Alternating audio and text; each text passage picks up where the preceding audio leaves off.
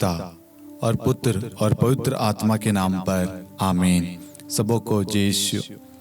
प्रभु यीशु क्रिस्त में प्यारे भाइयों और बहनों, हम चालीसा काल में हर एक दिन एक एक वचन पर मनन चिंतन कर रहे हैं और अपने आप को तैयार कर रहे हैं प्रभु की और प्रभु की राह पर चलने के लिए।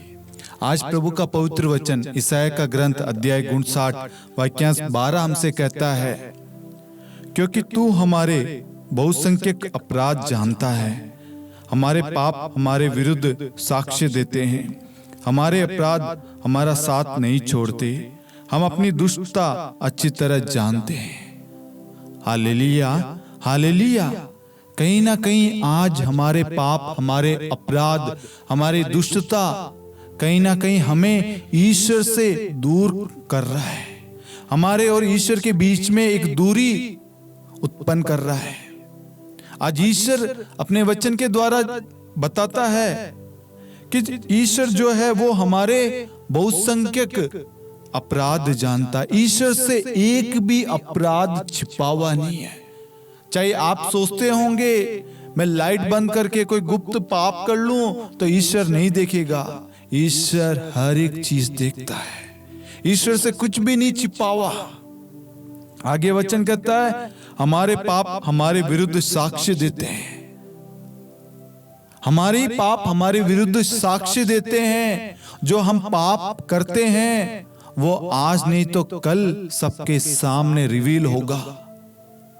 इसलिए आज ईश्वर चाहता है कि बेटा और बेटी तुम अपने पापों को त्यागो, उस पाप में जीवन से, उस पाप में मार्ग से लौट आओ मेरे पास, ताकि लोग तुम्हारे बारे में अच्छी बातें बोले, अच्छी चीजें बोले, तुम्हारे परिवार के बारे में, तुम्हारे जीवन के बारे में अच्छा साक्ष्य दे कि ये व्यक्ति देखो कितना प्रार्थना करने वाला है, देखो किसका विश्वास कैसा है, देखो कितना भलाई का कार्य करता है, देखो दूसरों की मदद करता है।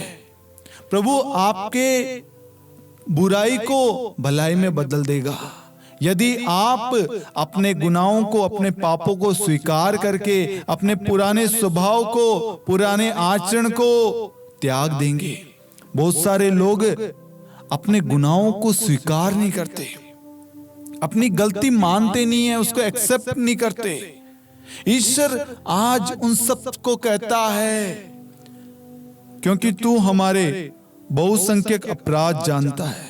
ईश्वर आपके हर एक अपराध जानता है, एक एक अपराध, एक एक कार्य प्रभु जानता है। हमारे विरुद्ध साक्ष्य देते हैं हमारे पाप, हमारे अपराध हमारा साथ नहीं छोड़ते, हमारी दुष्टता अच्छी तरह जानते हैं। आज ईश्वर के और हमारे बीच में जो दूरी का कारण है वह ईश्वर जानता है, और हम भी कहीं ना कहीं जानते हैं कि ये कार्य करेंगे तो अवश्य पाप में पड़ेंगे। अगर मैं इस मार्ग पर चलूंगा, इस राह पर चलूंगा, अवश्य मैं नष्ट होऊंगा। लेकिन फिर भी हम उस मार्ग पर चलते हैं, उस राह पर चलते हैं, वो कार्य करते हैं और हम पाप कर बैठते हैं।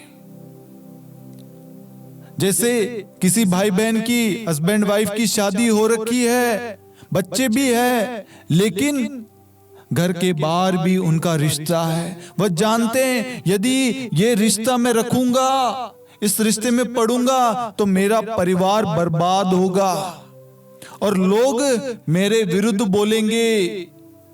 मैं जो कर रहा हूं वो आज नहीं तो कल दुनिया के सामने आएगा। ये सुंदर अवसर है मेरे प्यारे भाइयों और बहनों। हमें उस शैतान के बताए मार्ग पर नहीं, हमें उस पवित्रता के मार्ग पर चलना है, उस प्रभु की राह पर चलना है। आपने कोई भी गलती की हो, कोई भी अपराध किया हो, अगर आप एक सच्चा पश्चाताप करेंगे, प्रभु के पास में लौट आएंगे, मैं आपसे कहता हूं वह आप पर करुणा करेगा, आप पर दया करेगा। जो लोग आज आपके लिए कुड़कुड़ाते हैं, आपकी निंदा करते हैं, आपकी बुराई करते हैं, आपके उस आचरण, उस स्वभाव को देखकर बोलते हैं, वही स्वभाव, वही आचरण प्रभु बदल देगा जब आप पश्चातापी मन से प्रभु के पास में लौट आएंगे। लोगों का दृष्टिकोण बदल जाएगा, आपका स्वभाव, आपका आचरण, सब कुछ बदल जाएगा। आपके विचार, आपके शब्द, आपका रहन सहन, आपका आचरण प्रभु अपने जैसा बना देगा। इसलिए ईश्वर आज चाहता है कि हम ये ना कहें कि मैंने कोई गलती नहीं की है, मेरे अंदर कोई पाप नहीं है, मुझे पश्चाताप करने की जरूरत नहीं है, मुझे पाप स्वीकार करने की जरूरत नहीं है, मुझे प्रार्थना करने की जरूरत नहीं है, मुझे क्षमा मांगने की जरूरत नहीं है। नहीं, हम सब पापी हैं, हम सब ने पाप किया है।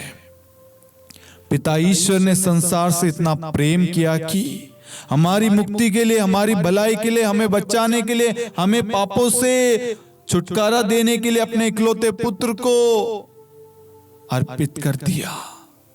यह जीवन ईश्वर की देन है। इसलिए आपके अंदर ये जो स्वभाव है, मैं गलत नहीं हूं, मैंने पाप नहीं किया, मुझे प्रार्थना की जरूरत नहीं, मुझे कन्फेशन की जरूरत नहीं, मुझे क्षमा नहीं मांगना, क्षमा नहीं करना। ईश्वर आज आपके स्वभाव को बदलना चाहता है। प्रभु के पास लौट आए मेरे प्यारे भाइयों और बहनों। आज आपकी इस कठोरता की वजह से आपके घर में शांति नहीं होगी, आपके परिवार में प्रेम नहीं होगा, आपका परिवार उद्धार नहीं पा रहा, उन्नति नहीं पा रहा, क्योंकि आपकी वजह से, आपके पापों की वजह से, आपके अहंकार घमंड की वजह से, आपके अपराधों की वजह से आज आपके अपराध आपके जीवन में कार्य कर रहा है। आपके बच्चों को भी लोग उसी सोच से कंपेयर करते होंगे, ताना मारते होंगे। आज ईश्वर चाहता है आपके जीवन को बदले, ताकि आपके स्वभाव को, आपके जीवन को देखकर लोग कल आपके बच्चों के बारे में भी बोलो, देखो इनके पिता कितना अच्छा व्यक्ति है, कितनी अच्छी माता, कितना अच्छा परिवार है, प्रार्थना में परिवार है, भलाई का कार्य करता है। गलत उदाहरण मत बनिए। बच्चों के बारे में, परिवार के बारे में सोचिए। यदि आपके अंदर घमंड हो, क्रोध हो, वासना में, व्यभिचार में, गंदे रिश्ते में पड़े हैं, मैं आपको कहूंगा प्रभु के पास लौट आए। प्रभु आप पर दया करेगा, प्रभु आप पर कृपा करेगा, वह आपको स्वीकार करेगा, एक अच्छा पश्चाताप करे। यह 40 काल हमें आत्मिक और आध्यात्मिक रूप से मजबूत करता है, एक पवित्रता की ओर ले चलता है, ताकि हम प्रभु के साथ में एक हो जाए।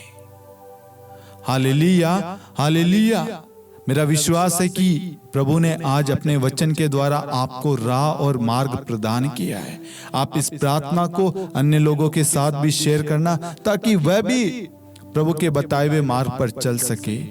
पिता और पुत्र और पवित्र आत्मा के नाम पर आमीन। सबों को जय यीशु।